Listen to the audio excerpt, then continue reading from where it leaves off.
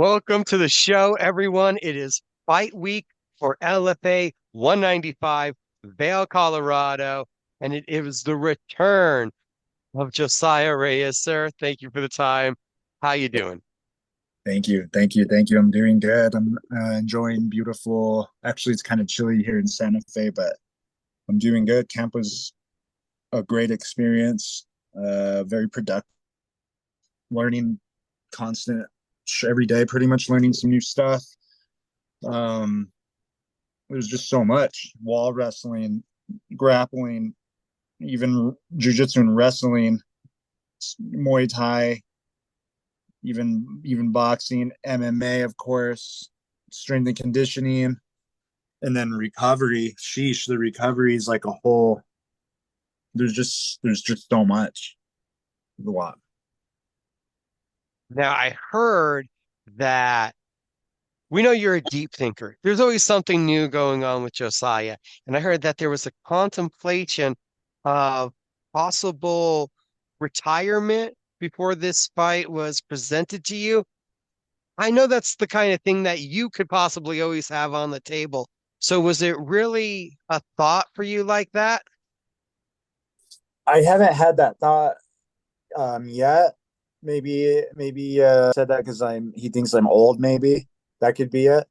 But age is just a number, and then miles on the how many miles do you have on the body? How many miles are on the car? I don't have a lot of miles on me. I mean, I did like all of my 20s were well, I started training when I was 25, right? And I was working at CYFD for like 10 years through that for like a lot of my 20s. So I didn't get like major injuries or like miles on my body, even though I'm kind of higher in age, like in my 30s. My genetics are, as far as I know, pretty good. My mom looks like she's like a South American like warrior queen from the past. And then same my dad, same thing even. Um I don't know. It's weird to think about genetics in that way because I kind of feel the more that I've been thinking about life and history, I almost feel like I was predisposed to combat without knowing or meaning to be. And I say that because I've been thinking like back to childhood, which is hard to remember anything because it's a long time ago. But I was just always like interested in any type of combat, like whether it was a cartoon or a movie. And then when I had all my Legos and all my freaking action Spider-Man action figures, I remember just having them fight nonstop. I'm pretty sure I brought this up in a previous interview actually, but the more that I've been like thinking about it lately, I'm like, man, I really always really was so interested in it. Always. Even like I remember me and my brother rented like a Jet Li movie and we were like, this is the craziest thing we've ever seen. Oh my gosh. So yeah, the genetic thing is interesting to think about because I was like, why am I such a light sleeper?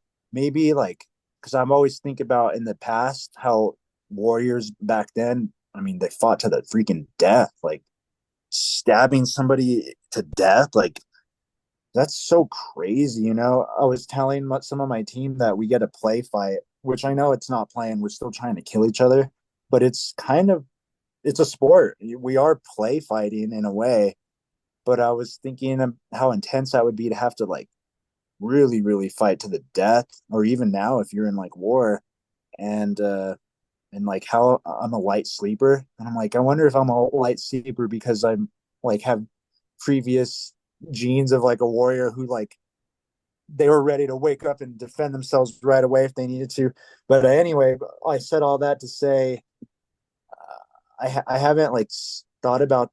I think about that, but I never have like looked to do it yet. It's such a weird question to ask though, because I don't know. I've always thought 10 years was a good amount of time to do something and then kind of like move into the next stage of life, if you will, even. And I've been fighting like 7 years now. So I was like, well, maybe I have a couple more years to go. I feel like I'm getting smarter, stronger. I enjoy it more. Uh, I just feel like everything's constantly like leveling up, and I just love the sport. I love strength and conditioning. I don't know. I love getting people healthy because I train people full time. So I love, showing people what I'm learning and getting people like inspired. My mom was like, you inspire like so many people that I tell about. They get like pumped when they see your fights. So I really am in love with the crazy sport. It's terrifying, but I told my teammates this. I feel like I'm the best version of me that I can possibly be is when I'm in a fight camp. I'm more grateful. I'm like a nicer person. I'm more I have more foresight. Like, oh, if I do this, I better not eat that, or I better rest, or so. Yeah, I haven't looked to retire yet, but I know it's a crazy sport. So I don't know, maybe a couple of years. Why has it been 14 months then since you've been in a fight camp, since we've gotten to see you compete? That's a good question. Every time I finish, I'm like, okay, I'm gonna jump right back into it and hit it again. Because in my amateur time, I had like four fights in a 1 year, and I was just jumping from one into the next. And then now it's been like it's crazy how time goes by so fast. I was really hoping to get on the Denver LFA card in June, but I was unable to, and I kind of put my eggs in that basket, which maybe I shouldn't have. Looking back, um, it's just crazy. Like it, it's a weird thing because since I'm a little older too, you almost want to like push the time on that, and then also besides that, you want to strike when the iron's hot too. Um, I've been trying to look at it where it's like time is on my side though, where all the time, the more time that goes on, the more I'm gonna learn, the more I'm gonna grow and just get better, I guess. So I've been trying to look at it as time is on my side in that way. I don't really like that amount of time though to go by, but I'm grateful and I'm taking I'm taking what I can, and trusting the process and the timing. I love fighting in Vale too, so it's cool that I get to go up there and hit the Vale card again. It's a hot iron that's going to be coming swinging at you. Kevin Fernandez, 2 fights ago, fought someone that you know well, Javier Cepeda. It felt like that was a breakthrough moment from him. He got another victory, and I believe there was a car accident and some lingering injuries from that. So he's been gone for a year now. I look at this as a really big fight for the flyweight division for where you're at in this promotion. Yeah, yeah, I know. I saw that he was on a main. He was like the main event. I think when he got hit by that car, I think, which is crazy. Cars are so crazy. I had a swerve. Santa Fe's crazy. We got like tourist season and people. It's nuts up here because the streets are all jacked up. And I literally some car pulled in my double lane going forward, and I had to slam on my brakes and like swerve out of the way and romp the median all crazy. It's so dangerous to drive. Cars are so dangerous. Oh my gosh. Um, yeah, I've been watching him. He seems like well rounded, like the classic young lion versus the older lion story. Um, Both like Hispanic dudes, which is cool. Every time I show the kids, because I have flyers printed out for the kids' jujitsu class, and they're like, every time I show them the flyer, they're all, "You guys look the same." That's the first thing that they say. I'm like, "Thank." We're both Hispanics, so. Um, but yeah, he seems pretty well rounded, like a good fight IQ. 5'7", like more of like kind of more of like my body type, I guess, than like the classic short jacked wrestler fighter that I fought. Right, you just saw that kind of opposition. What does Josiah Reyes look like now?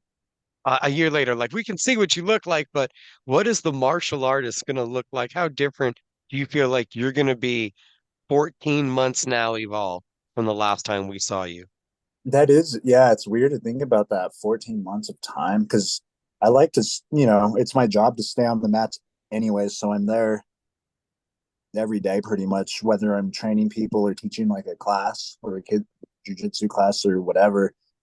Um, and I watched that fight that I had last too. Oh man, it was so hot out there. It was a cool experience, but it was like 95 degrees when we fought at 9 p.m. and outside. Oh, it was harsh. It was really hard. Um, I mean, it's a crazy sport because you could pick anything. You could be like, I'm trying out these new striking techniques. I'm trying out these new grappling techniques. I'm trying out these new cage wrestling techniques. I mean, it's crazy to look back, especially even like making little posts, like fight promotion posts, trying to capture the camp or what have you, and even just looking back at the last 2 months of like pictures and videos, it's like, man, there's been it's amazing how much you can cram in 2 months of time of just focused training, plus all the training before that. I have an addiction to instructional videos too. So I've been getting uh, too many instructionals, and just that's what I watch for entertainment now is instructionals. I've been watching Malcolm in the Middle too, actually, which has been fun. But man, there's just so much. There's too much. I just got Mike Tyson's striking thing. It's crazy. It's so crazy. I have a few things in mind, but I'd rather not say, of course. But it's been a beautiful process. It's just like music, just adding chops, adding a new style. I guess the styles change depending on kind of what you're most recently doing. So you're back to composing and playing. We see all the instruments aligned behind you. Ooh, yeah. Well, that's the sad part is I haven't been because of like camp. Whenever I jump into camp, I don't play any guitar, which is so stupid because I need it. And then I have been playing drums. I've been drumming for my church pretty regularly, so I've been busting my chops on this beautiful drum set right here, which has been great. And then I've been teaching. I have some students as well. Oh crap, on music. So that's been cool to kind of share the drums and the guitar and recording with them. But yeah, I haven't. That's the thing I'm looking to do once I'm like pretty much done fighting is try to go like as hard as I was going in combat sports. I want to go that hard in music when I'm done. Okay, so maybe we go back to the beginning is if someone told me after 14 months of not fighting, oh, did you hear Josiah retired?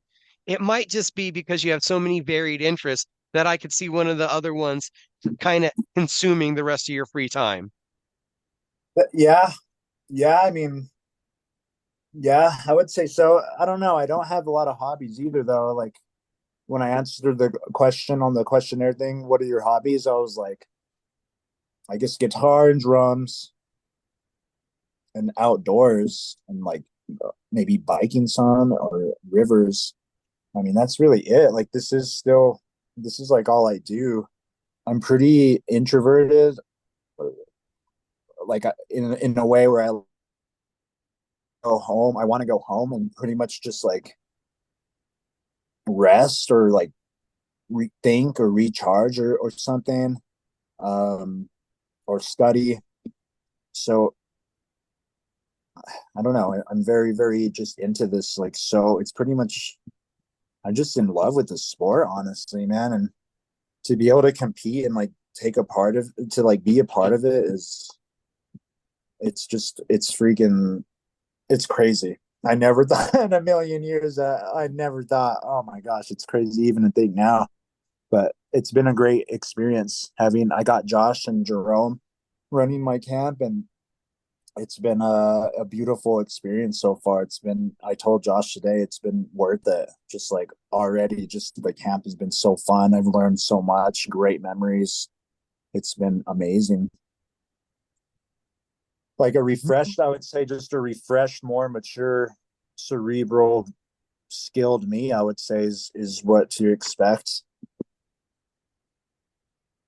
I was going to say you are this performer, musician, fighter, on center stage, under the bright lights, yet you're this introvert that just wants to be home. You come alive. It a different side of your personality that comes out when you're on stage when those lights hit, or is it you coming out of the shell doing what you have to do? Yeah, that's a good question. I think the music helped me probably with that because I remember playing my first show in a park and I froze. I didn't move an inch, and I was just there like playing, looking down. And then we used to play metal shows, so you have to like kind of move around a lot for a metal show. So I think that did bust me out of that a little bit, and then when I started working at CYFD, same thing. My job was to engage youth and young adults. I was a youth coordinator, and I was like, not that was not me at all. It isn't really me, and so that really forced me to kind of get out there a lot more. And I had to do tons of presentations for that job too, like on the local and state level, even national level sometimes too. So I think all those things definitely helped. And then I did like jujitsu tournaments, so that of course helps with that sort of thing. And then of course getting more experience in the cage is ultimately the biggest thing. But yeah, that balance of trying to show up and enjoy, like be in the moment and do what you have to do, but also like enjoy the moment. Like that's a that's a fine balance. That's a tricky thing, I think, but that's a beautiful thing when you can get there. That's how I felt for the Tafoya fight. It felt good, but I also felt like I was like enjoying it. Well, it's easy to say that looking back now. I think in the moment, I remember I got cracked with a spinning elbow or something, and that was sucky. But I remember like enjoying it at a certain point. Uh, We're going to see him enjoy it again, everybody who makes the walk to the cage, Vail, Colorado, LFA 195, Friday night. Y'all watch it on UFC Fight Pass. Josiah Reyes, thank you so much for the time.